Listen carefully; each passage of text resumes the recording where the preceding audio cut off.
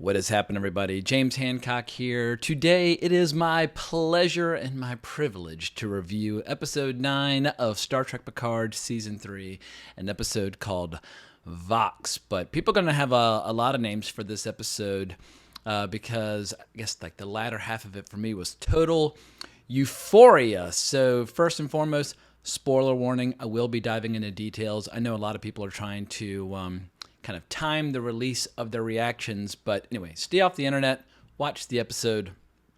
You're going to experience waves of chills. I was taking notes as I was watching it, but on 3 separate occasions, goosebumps down my arms, chills down my neck. And if people start crying, more power to them. If people start doing cartwheels, awesome. Or if people just straight up shit their pants, I will totally understand, because this episode was very special. And in an era where we see so many aging franchises going in strange directions or frustrating their fans or just suffering from lackluster, uninspired, second-rate storytelling, this is legacy filmmaking done right. In an era where so many franchises seem to be run by people who have contempt for what came before and the fans who love those old shows or love those old movies, Terry Matalas and his crew have done the impossible by giving us a fresh, modern season of Star Trek that is designed for Star Trek fans of all ages. And my voice is cracking. I'm going to start crying. But I should mention this episode was directed by Terry Matalas and written by Sean Tretta and Kylie Rosetter. And I'd been hearing in advance from a lot of the talking heads out there that this episode was going to be special. And as it got underway, I was like, all right, this is pretty cool. I get where they're going. I see what the big reveal is, what the big baddie is, yada, yada, yada. But then around the halfway point, I was like, oh, this is getting like real good. And then toward the very end, I was like, oh my God, this is like the best episode of Star Trek that I've seen in like 25 years. So yeah, I was very happy, and I was just feeling just waves of joy as I was watching this. The only part about this experience that is bittersweet is that I would not get to see this in the theater. Yesterday, we had the big GoFobo event where they started making available tickets to the IMAX Star Trek Picard double feature, and I spent about an hour and a half trying to log in unsuccessfully, and by the time I logged in, all the tickets were gone. So boo-hoo, I'll be watching episode 10 next week on my TV. But who knows, if next week's episode is as good as this one, I might not be able to handle the experience of seeing it in the theater. I just, I was totally blown away. So this is my last major spoiler warning, because in terms of the plot of this season and the villains, etc. and so forth, and the vast conspiracy at play, and then all the heartwarming nostalgia toward the end, these are colossal spoilers. People are going to wreck the experience for others, but when it comes to my social media posts and the title of this video, I will do my best to keep all the secrets tucked away. But anyway, let's talk about what went down on this episode. And it reminded me of a phrase that was used by writer Matt Okamura, the writer of episode 8, but he's been getting interviewed a lot recently, and he was being interviewed by Robert Meyer Burnett. And he was talking about how a good showrunner is a lot like the immune system of a show, which I thought that was like the best way to phrase it, where the job of somebody like Terry Matalas is to make sure you let in every idea and every suggestion that makes the show better, that makes it work, that makes it hum, that makes it tick. And then your job is to screen out and kill everything that doesn't work, that hurts the show. And it really feels like this is a show where it's uncompromising in its approach, where they knew exactly what story they wanted to tell. And whether you want to make comparisons to movies like The Hunt for the Red October or Crimson Tide or whatever the case might be, but Terry Matalas has somehow managed to convince all these executives and all these actors and all these writers to get on the same page. And I feel like that's one of the great strengths of an excellent filmmaker or producer or director or writer, when you're able to sell your vision, convey your vision to a lot of people, and then get all their creativity and ideas in service of your vision, so that everybody, kind of almost like the Borg fleet at the end of this episode, everybody is flying in the same direction. And that's when a story starts to feel very pure in its intentions and its vision. And goddamn, like you can tell when you're watching something that's compromised, where like, oh, that storyline was shoved in by an overzealous exec, or that actor was shoved in by an overzealous producer. Like it's clashing with the central storyline. Nothing clashed in this episode. It was just fucking fantastic. So let's ease into this review with the easy stuff to discuss. We finally get all these revelations about Jack's true nature and what all these voices and visions have been building toward. And long story short, there's been a conspiracy going back many, many years where the Borg managed to pass on organic tech through Locutus that's been laying dormant, and that's what Vadic was after. Because for years now, the Changelings have been using the transporter systems in all the ships to basically implant Borg DNA in everybody of a certain age or younger, and Jack has the ability to enter the young people's brains and control their bodies, and obviously the goal is to get all of Starfleet under Borg control, under Changeling control, getting revenge for all the wars with the Borg in the past, as well as the Dominion War with the Changelings. And I feel like as far as trying to cook up a giant story that manages to incorporate all the major villains and all the major storylines of Deep Space Nine and Next Generation and Voyager, holy shit, like, it should have been so painfully obvious from the first episode, and I guess for some true diehard fans it probably was, but for me, I was floored. I never anticipated that the Changelings and the Borg would be on the same page, working in conjunction with one another. But in spite of how much I love this episode, I will make one big criticism. When Troy's in Jack's mind and she opens up the red door and she finally sees this giant Borg cube, I have to admit I was kind of like, we've been there, we've done that, we've bought the t-shirt. Do we really need more fucking Borg episodes? But there is a nice big fresh twist, and it never would have occurred to me in a million years that the Borg have essentially been like implanting themselves in the DNA of the young people. And obviously every generation has to wrestle with kind of generational strife, where whether you're talking about music or movies or politics or whatever the case might be, the world has a habit of where, I guess, like the young tend to eat the old. Like the idea of respecting your elders is a very old-fashioned idea.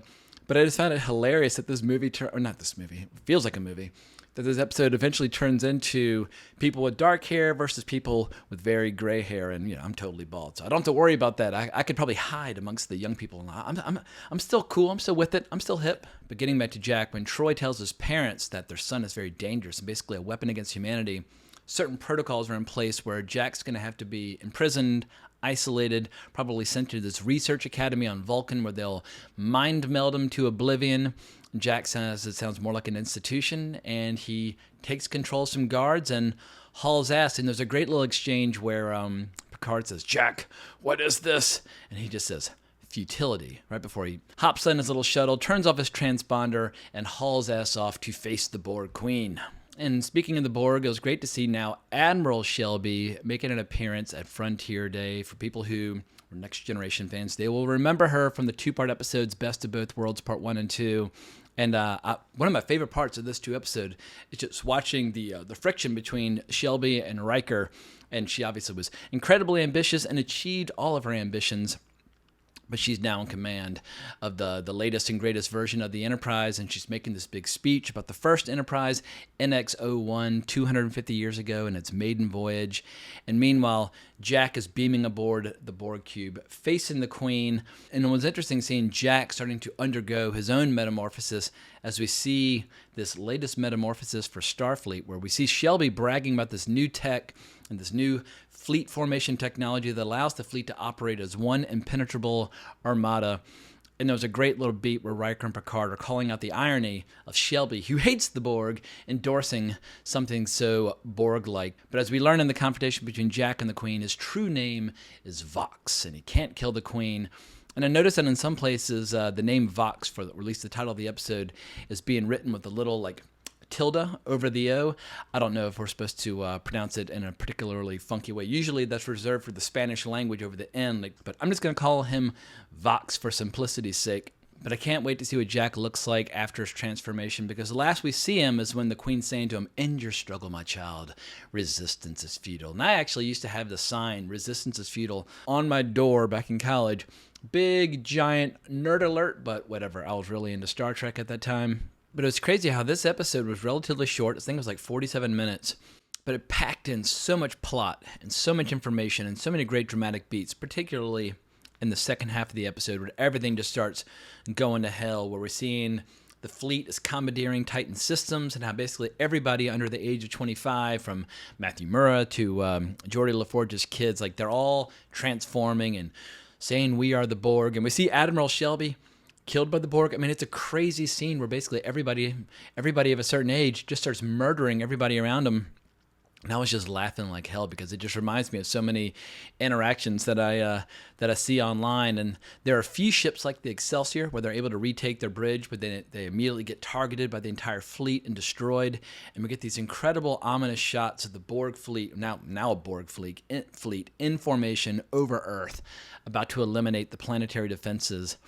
And but it's not all totally grim and dark and evil and that sort of thing. There's a great dramatic beat where LaForge asks Data to try to be a little bit more positive, and Data just says, "I hope we die quickly." So anyway, if you're looking for positivity amidst a kind of a universal crisis, always look to Data. But one twist that I was not anticipating is Shaw getting shot and turning over his command to 7 of 9. And I really, truly hope that we're going to see that somehow at the last second they managed to save his life. But that was one of the big chills moments where he says, "You have the Khan."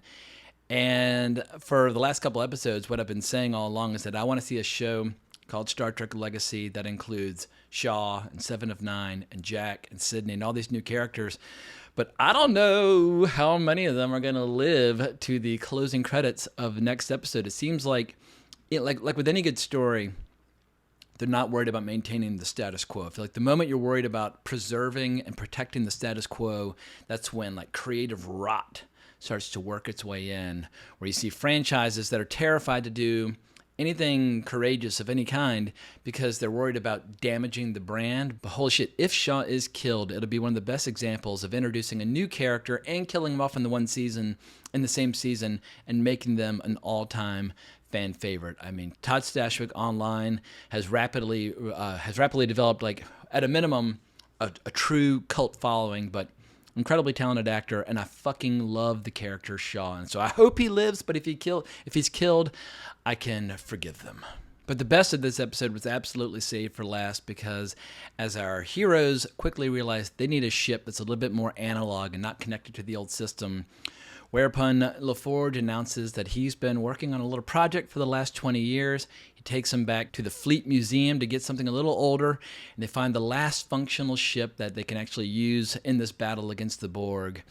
And I'd suspected we would see the Enterprise D in some format this season. I didn't quite know how, but oh my God, waves of chills. I was immediately 11 years old again. I always really enjoyed the Enterprise D design. Like it's a perfect blend of like the classic design and a newer design. It just feels very slick, feels very elegant, but it doesn't look like a spoon or an ice cream scoop. It still looks like the Enterprise, and I feel like you always have to kind of adhere to that classic design. And when this crew of 7 steps back onto the bridge of the Enterprise D, what was incredible was how it almost was like it was a retort to one of the main criticisms of this season from some really diehard fans. Were like, how come everything's so dark?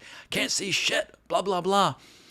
But they finally turn the lights on because they make the bridge right down to the carpet look exactly like it did. I mean, I need to do like a side-by-side comparison, and I can't wait to revisit the episode. I actually kind of want to wrap up this video so I can watch the episode again.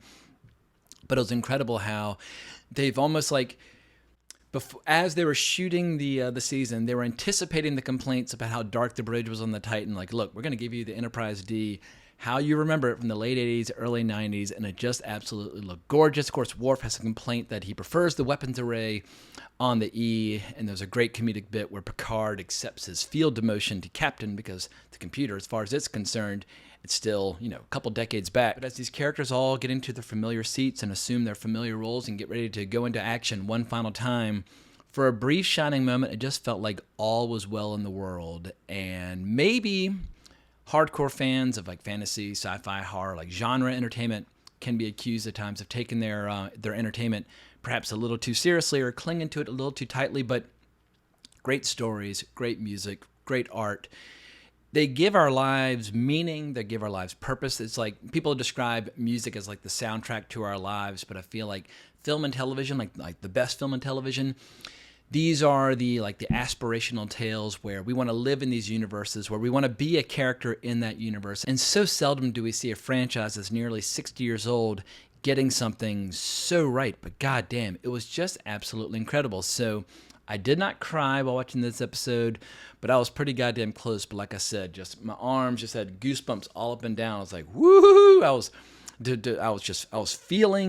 feeling my buzz, so to speak. And if there's any justice in the universe, Terry Matalas and his team of writers will get a chance to do another project in the very near future. And I have not yet seen their version of 12 Monkeys. I really enjoyed the Terry Gilliam film from the 90s, but I keep hearing that the 4 seasons of 12 Monkeys are absolutely fantastic, and that if you really want to see the strength of Terry Matalas as a showrunner with his team, that's the example, not season 3 of Star Trek Picard.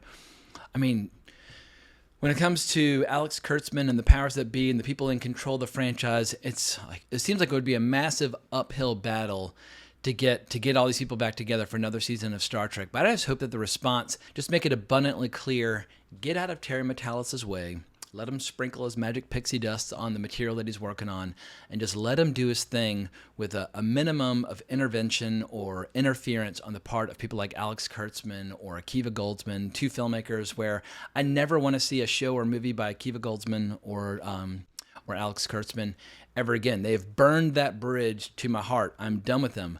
But goddamn, Terry Matalas, even if he were announced that he was doing some sort of, political thriller, like, in a completely different context, whatever, I'm on board. He's a storyteller that I'm going to be following moving forward. In any case, I think that's about all I have to say. I can't wait to watch the videos by the people out there who know a hell of a lot more about Star Trek than I do, just to pick apart all the little details in there that I missed. I'm sure there were plenty because I was swept up by the emotion. And I guess the trivia and the details and the Easter eggs and all that stuff, it's important.